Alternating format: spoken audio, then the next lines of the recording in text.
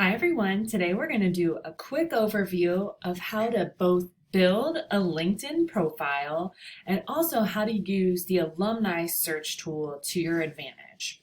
So to start with, I've just logged in to the main page of LinkedIn. So if you have already created a profile before, your what they call feed looks probably pretty similar to this. If you use other social media, it's pretty similar. I would say it's not as user-friendly or maybe even as visually attractive as other media tools, but don't let that keep you from using it because there's some really great stuff in this site.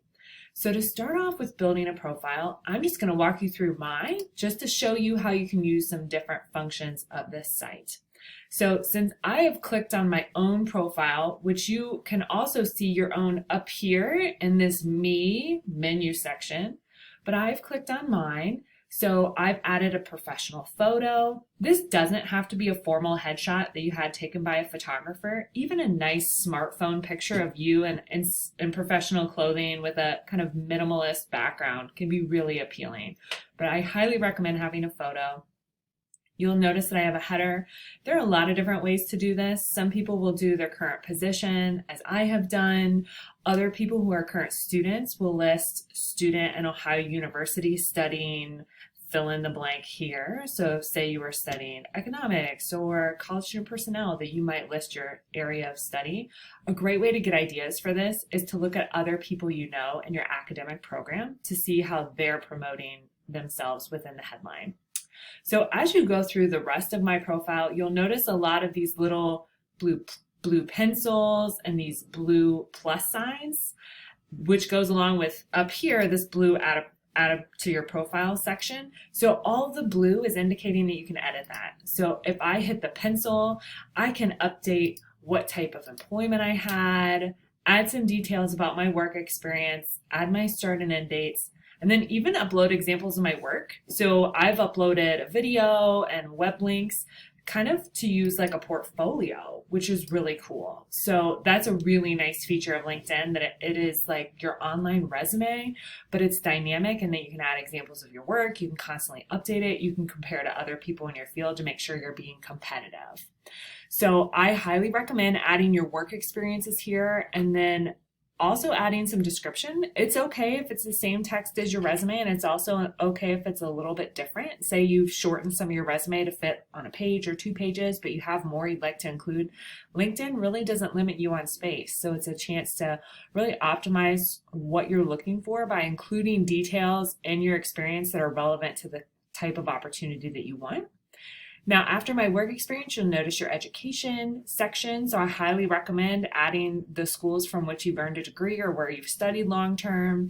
Add the type of degree you're getting. I know a lot of students will just list the area of study and not say bachelor, master, or doctoral degree. You want to tell the reader what you actually studied, particularly since Ohio University issues so many different types of degrees. And after experience and education, it's really a free-for-all. You can add as much detail as you want, but you also could just start with the basics of experience and education and then add as you get more of an idea of how you want to use this page. I've included some additional trainings and some volunteer experience that I have. These skill endorsements are optional, but it just indicates that other people with this skill have said it's a skill that I possess. It's a simplified version of the recommendations, which fall below this, where individuals have given me recommendations, and then you can also see recommendations I've written for other people. So if you're interested in this, feel free to email me, and I'm glad to talk you through more of the specifics of LinkedIn. So you can just see from mine some basics, but again, looking at other people that you know, especially in your academic area, is a great way to find out what is really common in your space. So the last part of this that I want to emphasize is how to use the Ohio University Alumni Tool, and it's really the same for any university's alumni tool. So what I do first is type in Ohio University in the search field, and I'm looking for the school page.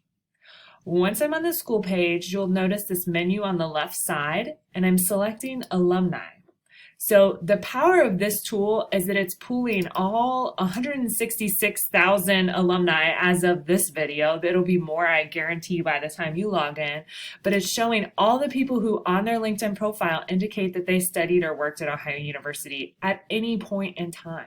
So if I scroll down, I can see a long list of connections and people I don't know. And then there's also these ways to filter this data. So I could just throw in a keyword, say there's a company I just want to see if it shows up in people's profiles. I could type that in. I could search by year of study.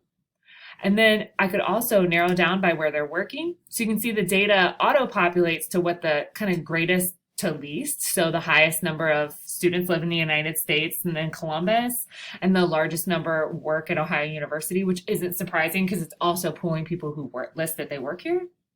But if I hit next, I can also see what they do, what they studied, what they're good at, and how I'm connected to them. So third connection are people I don't know. Second connection are people I have in common with someone else, who's a first connection is someone I know directly. So a really great way to get started with looking into this is to select your current area of study. So let's say that I'm studying psychology and I'm really hoping to relocate. And my dream is to move to Chicago and get a psychology related experience there. So just by inputting those factors, I have 182 alumni, and it's showing me the top employers of people with those factors on LinkedIn. So this could give me potential employers to look into. And then it's also showing me people's actual job titles who are in Chicago and studied something related to psychology. So if I could scan these and see someone who I think might be interesting. So say I'm a little bit interested in marketing. With my psychology degree, I can click on Katie's profile, who I don't know and have not met before, but it appears I have someone in common with Katie. But once I click on these other professionals' profiles, I can see their career progression, which is really cool. So I can see Katie's first jobs out of college and then how she's worked her way up to her current role.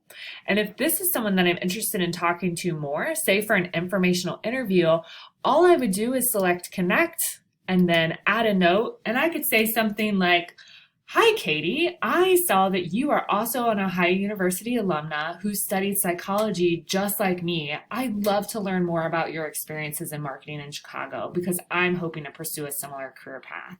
And so if Katie connects your connection, that is your invitation to reach out and set up a quick phone or even in-person chat to talk about her experiences. And it's a way to intentionally expand your network. So using the Alumni Tool is a great way to find out career paths for people's in your major, and then also to see different ways to brand yourself professionally. That's all for today.